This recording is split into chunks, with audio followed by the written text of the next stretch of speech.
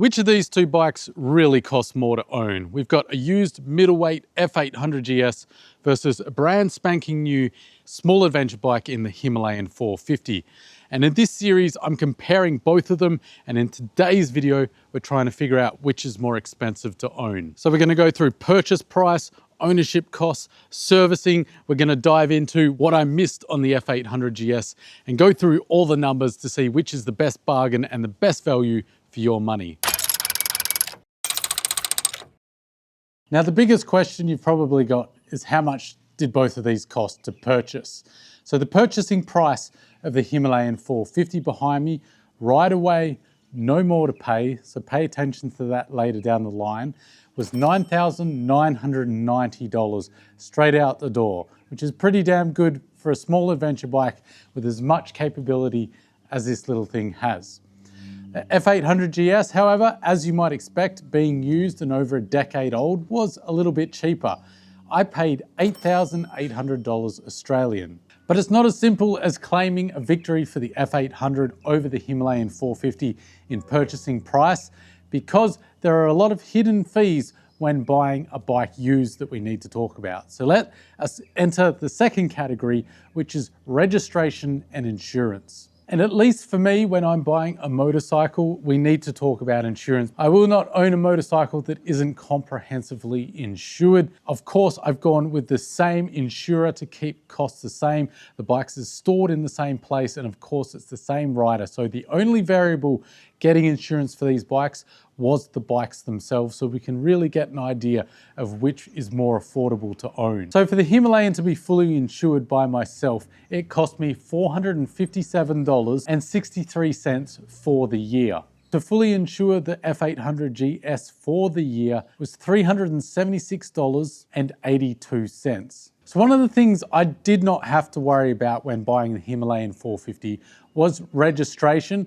That is 6 months for free from the dealership, which is an absolute bargain, and it comes to about $232.20 if I were to pay for it myself, which I do have to do in about a month's time for the F800GS. So you need to factor that in if you're buying a bike. How long is the registration left on the vehicle you're about to purchase?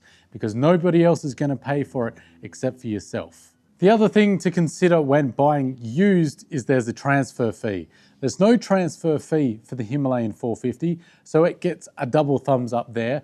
Whereas to transfer a vehicle to your name, at least here in Western Australia, with a motorcycle, is roughly 2.5% of the cost of the purchase of the vehicle. So for me, that added up to about $262.50. So you really need to go into battle for purchasing these bikes used with that in your mind. How much is it going to cost for the vehicle to be actually put in your name? So those hidden fees make it far closer in comparison cost-wise once you think about those back-end costs. Well, to service the Himalayan for its first 1,000 kilometers, as well as factor in during that service, I got them to fit my aftermarket bash plate and crash guards.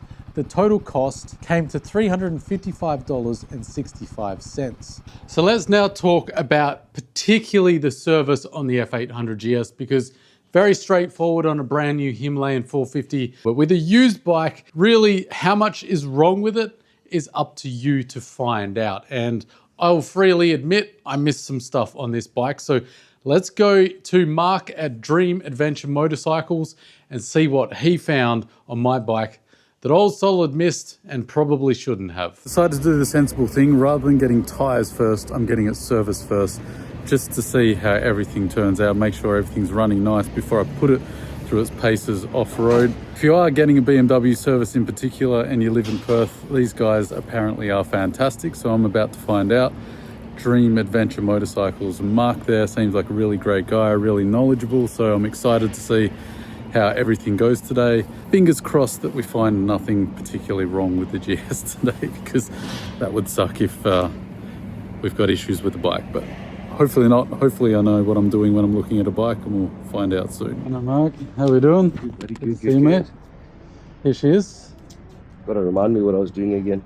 Just a 55,000 kilometer service. I know, that's right. Yeah.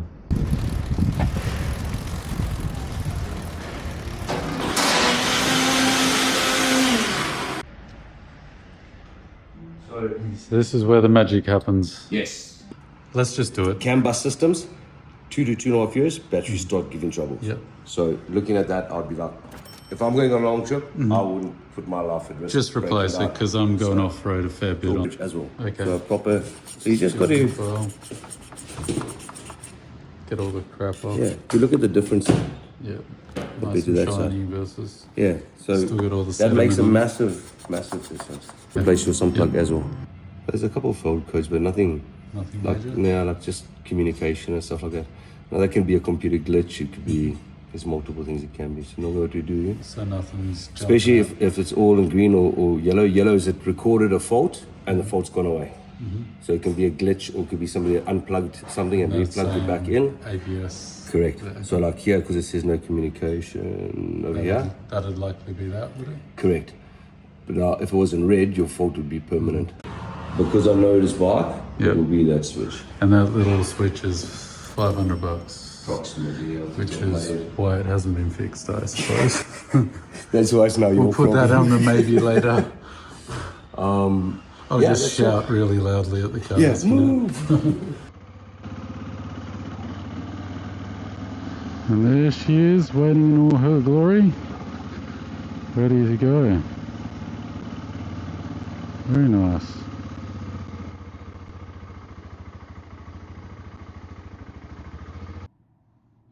I think somebody's touched up the frame with some sort of like Mr. Black or something, because you can see where it's super shiny, and then when you look around the corner, it's not so shiny. So, you know, for sales purpose, somebody's want to start with that. Full bill of health. Overall, picked a good one apparently. Of course, we'll know for sure at the next service where we crack the bike open and check the valves and all that, but seems to be in good order. So the service for this BMW was $701. Some of that was by choice. I paid $40 for the hire of a motorcycle for the day so that I wouldn't have to get a couple of Ubers. It was far cheaper that way. So servicing costs, now that we've tallied everything up, $9,877 is how much I've got into the F800 now, as opposed to the Himalayan 450, where I've now got $10,803 into the Himalayan. And interestingly, both of these bikes are pretty much identical. So for oil changes, you're looking at roughly 10,000 kilometers for each.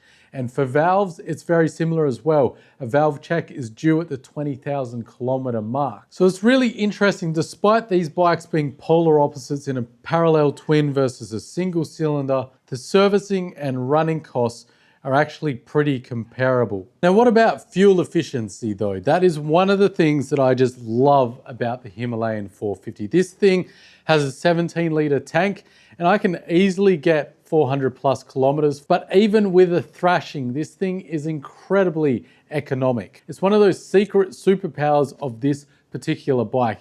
Even in the small adventure bike market, compare this to the CF Moto 450 MT, this is just still incredibly fuel efficient even amongst its contemporaries. Whereas the F800GS has a 16-liter tank, so you're down on a liter of fuel, and you're seeing less range as well. So optimistically, you'd see about 350 kilometers. Now, I do have a story about that, and I can verify that it will go 350 kilometers to a tank. I'd realistically say you're probably looking at about 320 to 350 kilometers to a tank on the F800GS. And that is if just regular riding. If you're absolutely flogging this thing, because it's got more power, it's going to use more juice. Now, tires is something you could leave in or out if you wanted to, but for me personally, having ridden off-road and on-road for many, many years, I like to get the tires that I like. I don't want to ride some rando tire that the bike comes with. So the Himalayan, I wanted a more aggressive off-road tire,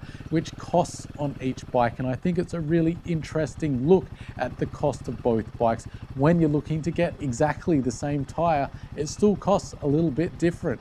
Now the Himalayan 450, to get the tires fitted, the Bridgestone Battle Axe AX41s, the more aggressive off-road version, it cost me $620 at Tires for Bikes. Now factored into that cost was I got two L-shaped tire valves, because the spokes on this make it really hard to get into the bike to air up. As you can see, these tires have seen better days. There's still plenty of meat here on the sidewall, but if you look at the top here, there's not really much meat left in it at all. 500 Ks, maybe 1,000 if you really wanted to push it, but I think it's time for an upgrade. I'm definitely going to go for the same tires, the Bridgestone AX41s that are on the Himalayan in the background there, just so it's very comparable. So let's head to Tires for Bikes and see how much I'm up for the same tires on the F800GS. Keep in mind, I expect this to be more expensive because the Himalayan behind me, she's tubeless, so I don't have to worry about that extra cost, whereas the F800GS, a little bit more old school, running tubes, so I expect this to be a little pricier. Let's head to Tires for Bikes and find out.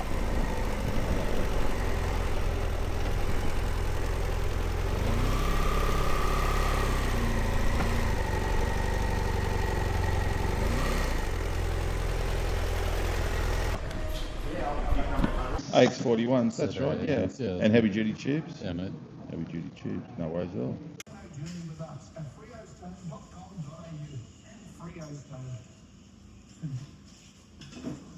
As usual, Tires for Bikes did a great job fitting up the Bridgestone Battle Axe AX41s plus my heavy duty tubes.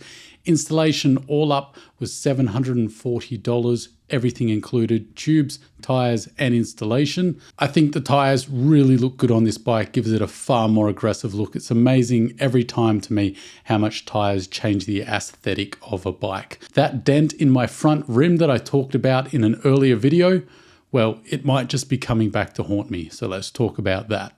So it is a bit of a bummer about the bend in the rim, but I had noticed it before and did wonder whether it was going to be a problem. And it's two separate professionals now have noted its presence, but they've both said that it's not an immediate concern as long as it isn't affecting the handling. So hopefully it won't be a problem. I went on the highway at high speeds like Tires for Bike recommended to see if there was any handling issues or vibration issues, because they said if it's going to pop up, it's probably on these more off-road orientated tires rather than the road tires I had before. I'm happy to report that I didn't have any issues on the highway home, so fingers crossed it isn't going to be a big problem for the GS and financially for me. It's definitely something I'm going to have to upgrade later, but at this point, I think I've dodged a bullet. It's going to cost me about $700 Australian, so it definitely isn't cheap. Goes to show you, you can look over a bike all you want. You can have done a pre-apprenticeship in mechanics like I did way back in the day and spend your life riding bikes and you still miss stuff all the time. Muppet like me missed it. Luckily for me, it's not the end of the world, but definitely something to keep an eye on, and we'll see how we go and I'll keep you posted. So that brings the total cost all in with the F800GS to $10,617. Whereas compared to the Himalayan 450, I'm now all in on the Himalayan 450 to the price of $11,655. Accessories is an interesting one because everyone has a different take, a different approach, and different products that they fit to their bike. Just like the Himalayan 450, SRC Adventure Moto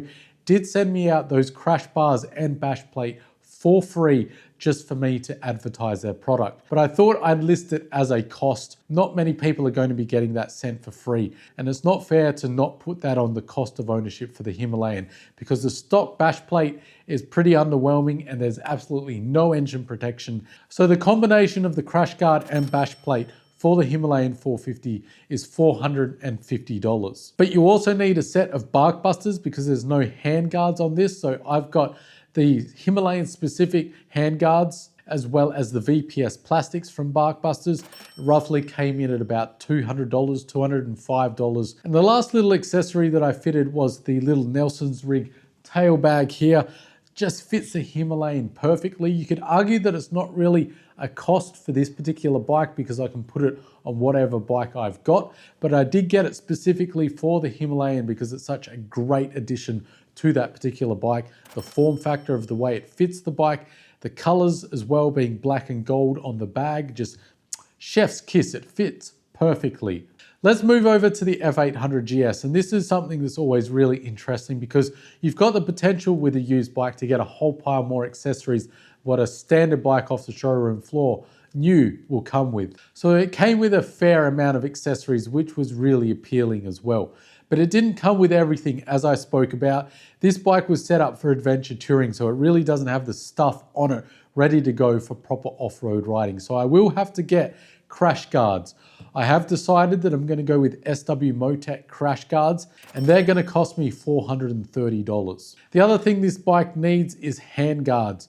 I'm just going to be fitting the same bark busters, hopefully with VPS plastics or whatever plastics will fit. I'll have to go with universal handguards here because I've got aftermarket bars. I've got no idea what they are. So that's going to be a little bit of a journey. That's going to add another $200. So accessory wise, that tallies up to about $630. So that's about $200-ish cheaper than the Himalayan. But is it the Himalayan or the GS that's cost me the most money?